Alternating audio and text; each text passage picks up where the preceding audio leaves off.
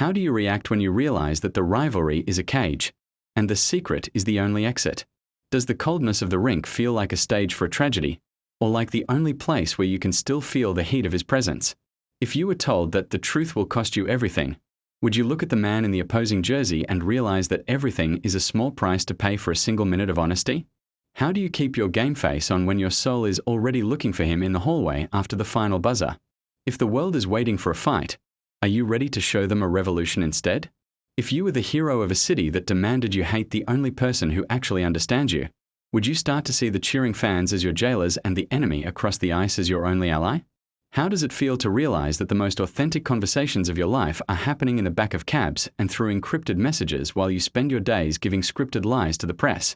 If you were Ilya, would you find it harder to keep the mask of the arrogant foreigner in place when you see the exhaustion in Shane's eyes, or would you use your wit to shield him from the world's expectations?